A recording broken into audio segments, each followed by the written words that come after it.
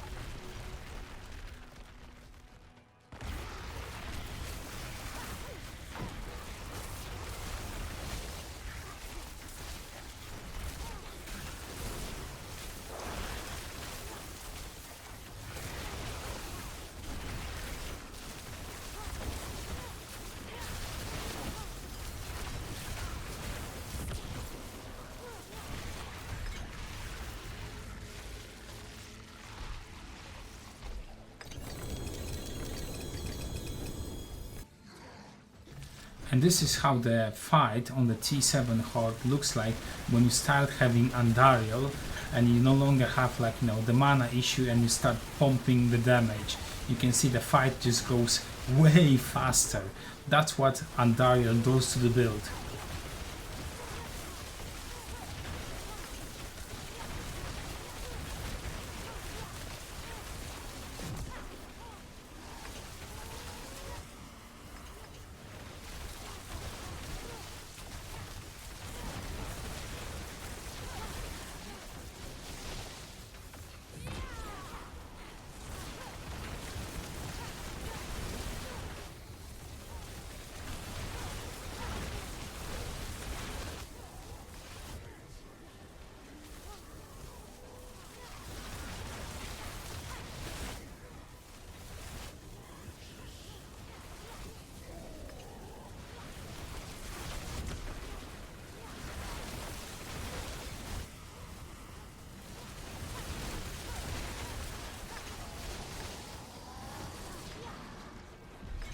So enchantments, as soon as you get your first enchantment slot over here, you go right away to Fireball and you make sure to put 5 points in the Fireball, because that's gonna be one of the best enchantments that you can have until to a very late game. When I'm saying it's like very late game, when you actually start gathering some like gear with like greater affixes, and then you're gonna swap the enchantment from Fireball to Ice Blade. That's gonna be, you know, your change. The second enchantment is Firebolt. The Firebolt just pretty much plays around with the Paragon board, because you need to burn enemies and you get like extra reduction and damage and so on. So that's gonna be your, you know, enchantments depending on the situation that you're in. Now, before even you go any further, like looking onto like gear and so on, you need to understand how actually those pants are working and how you should be using them depending on which situation are you in. Either you're in a very early game, like some kind of mid, or an end of the game. Let me just say, the super end game with the mythic items like with the Andariel, you can just hold the right click and, you know, there is no problem. That's like, you know, not a problem. The problem is in the early game and the mid game, because you have to manage your mana and you have to understand how the paths work. So on the very early game, I would say you can only have 2 chain lightnings, and you're gonna see a number 2 over here. So what you would do, actually, you would cast your chain lightnings. They're gonna be bounced between you and the training dummy, and then you have the explosion after it drains X amount of mana.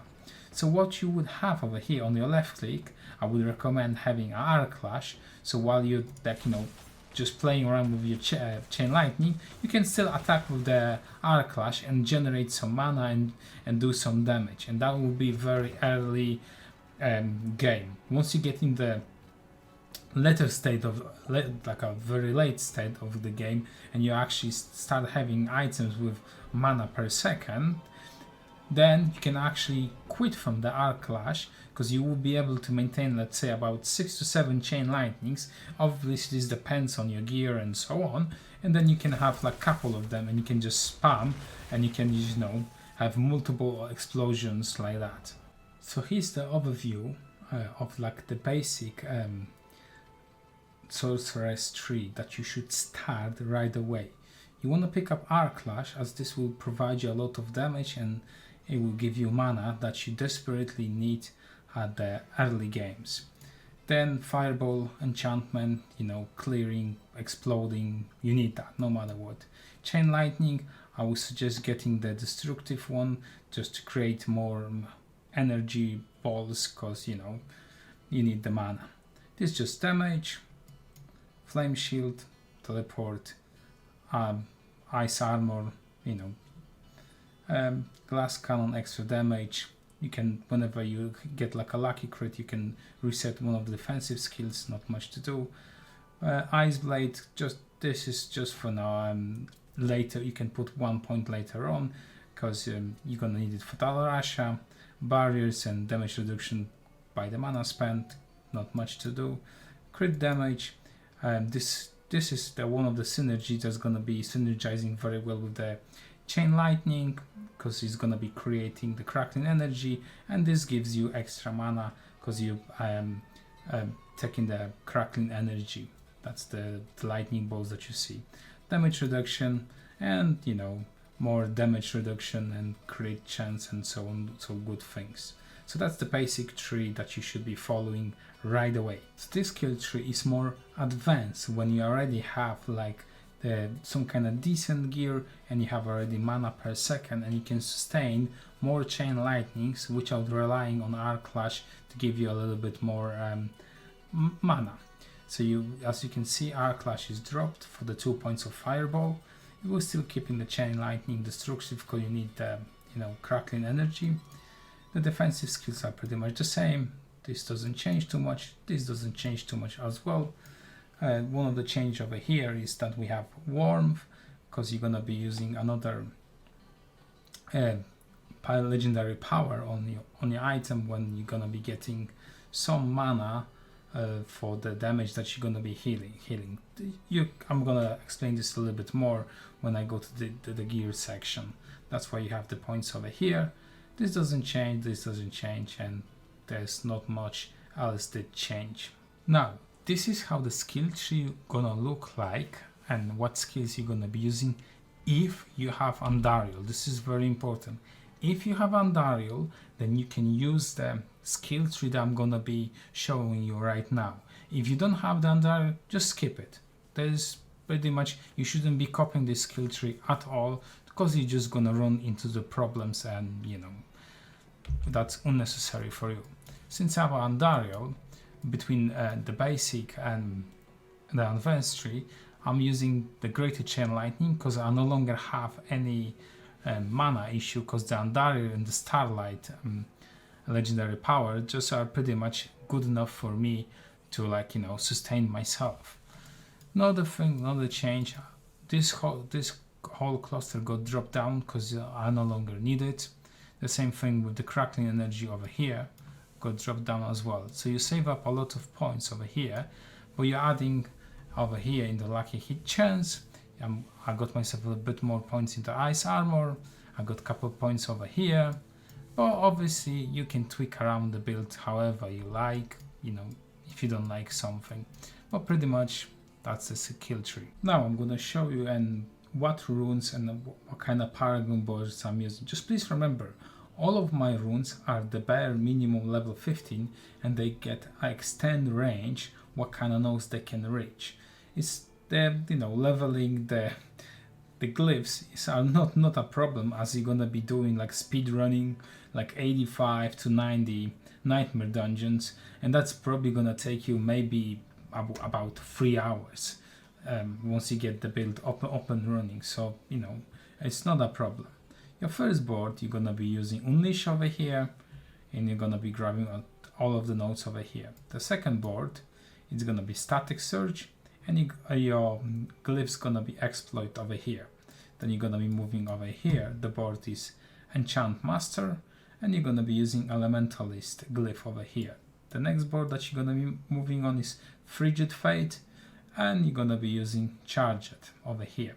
Please know that you have to actually pick up the crackling energy to get that multiplier. The crackling energy is those blue lightning bolts that you see on the map that you have to constantly pick them up to get the extra damage. The next board that we go in, what is the name? Burning Instinct, and we're gonna be having over here Tactician. Then the next board is over here. The board name is Searing Heat, and you're gonna have a Flame Feeder. And the last board over here, it's gonna be Destruction, Crit Damage, and the board name is Ceaseless Conduit. So let's talk about the gear and how you should be progressing the gear, and what kind of legendary powers and jewels and so on you should be using. In my opinion, there's 2 stages of this build. There are one before Andariel, that's like I would call it like a basic advanced gear, and one after Andariel. They do change a little bit. I would say not much, but they do change a little bit. And when I say something like, hey, don't use those, because those, for example, gloves are only used with the Andariel, and which are Andariel, those gloves are bad, it means you shouldn't be using them. So let's start with the helmet. The helmet, what you're looking for, the top priority in my opinion is mana per second, because you want to get as much as mana as you can. Then you want to craft yourself like you want to get yourself the legendary power for the ice armor, that you become unstoppable and damage reduction. That's a lot of defense and a lot of less being frozen, CC, and all of the shenanigans. And the other stat that you should be looking for is like int, life, cooldown, maybe armor, whatever you can get, like, for like a decent helmet.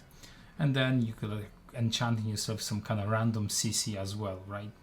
Not much to do. Now, the best in slot for your helmet is gonna be Andariel, but I'm fully aware that getting Andariel is not gonna be an easy task. So this helmet probably is gonna be for a very, very long time for you. The chest, you're looking for like int, maximum life, maybe armor. You could get yourself the mana per second as well. You just have to balance yourself the flat armor to get like the 9 points K, the 9 to 30, just to have that maximum amount of armor. And you can get like a little bit armor on your armor, maybe on your boots. You have to balance that yourself, pretty much whatever you can find.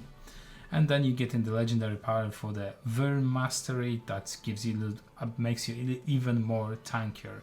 Then you get yourself Warmth and random CC. Warmth again plays a very huge impact role on this build. It helps you with recovering your life and recovering your mana as well. So this is very important. Gloves, again, you're looking for some kind of crit chance, int, maybe life, plus 3 to chain lightning ranks probably would be ideal as well. And then you want to get yourself the legendary power for the chain lightning. Whenever the monster is CC, there's like a chance that you're gonna do a bit more damage. And then again, you're tempering random CC, then you can do vuln, or you could do some kind of crit chance, crit damage, whatever you can. That's the gloves gonna be here. So the gloves, if you have Andariel, that's very important. If you have Andariel, then you're gonna be using Fist of Heaven. But the Fist of Fate has to be relatively high. They need to have the percentage, at least I would say 250 is the bare minimum, and you're looking for some kind of good roll. So but the Fist of Fate only go with the Andariel. If you don't have the Andariel, do not use Fist of Fate. I think they are very bad. They only synergize well with Andariel, and I almost forget. The chest, if you're lucky enough, you can use Duriel. That's like a very defensive chest, that I'm using. Pants, that's like the pretty much the core build that involves chain lightning. You can get them from the boss. I forgot his name, but you have to get those living steel fragments, and then you kill him. Then you can drop the pants. That's the boss. Probably I'm gonna put the name in the description. That's the boss that you can kill, and you can get the pants. He drops them. Then boots. You're looking for something like int, life, armor if you're missing the armor, or maybe mana per second if you need. That's one of those stats. And then random CC, I went with the movement speed because I want to move around a little bit. And then you get yourself the legendary power whenever you hit a lucky hit, then you reduce the cooldown on your ultimate skill, since you're gonna be spamming so many chain lightnings that it's very easy to reduce the cooldown on your unstoppable current. Now The main weapon, it can be either a sword or a wand, and you can have a focus, or you can have a two-handed weapon, two-handed staff. This really pretty much depends, right? And what you're looking for is like int life, maybe some crit damage or crit chance, or you could get yourself there's like a modifier that has about 5% chance to recover X amount of resources. That's good as well. Now, I'm using two jewels for vulnerable damage. If you don't have Andariel, I will not use them. I will just use the crit damage ones. As you know, before Andariel, you're gonna be more of like a crit based build rather than trying to scale the Andariel damage like the poison. Amulet, actually my amulet is kind of crappy. That's the best thing that I could find. But if I had to find some kind of the best amulet that I could have, I would look for something like maybe crit chance, like glass cannon, cooldowns. That's probably what would be. And then I have like the tempers are vulnerable and unstoppable current cooldown. The vulnerable damage, you can have it, or you can have some crit chance, crit damage, because you can get it from the shock, the shock thing, whatever the category is called. Then you have Talrasha, very straightforward. Not much to explain. Very great ring. That's the best I could find so far. The next ring is you're looking for like crit chance, crit damage, maybe life, attack speed, whatever stats you can get. Then you're getting yourself some temperings, like maybe vulnerable, you can be crit chance, crit damage, and then unstoppable current cooldown. And now this is very important, you imprinting yourself, you gain your primary resources for every 20% of life. I think it's called Starlight something, the legendary power. I'm gonna cut the video right now and I'm just gonna go to the occultist to show you that. Yes, so it's called Starlight Aspect, and this is very, very important, as this will play a very major part. How do you recover your mana? And that plays a huge synergy with warmth that you're gonna be getting the tempers on your, whenever, with whichever equipment you can get, like body armor and your helmet. And then you're gonna have some warmth as well on your skill tree. Another thing is, if you're playing pre-Andariel, what you can do, you can lower a little bit of your damage, and you can swap the necklace, the power, the legendary power. What I would do, if you have a chain, you would do this. The chain lightning bonuses gets you extra mana.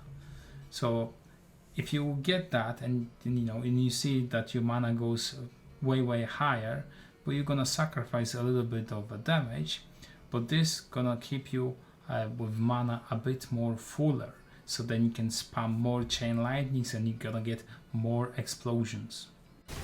If you got this far in the video, I would say thank you for watching. If you have any comments or any questions about the build that you would like to ask, leave a comment below. I will try to reply as soon as possible. Obviously this might take some time. I'm not always on YouTube, so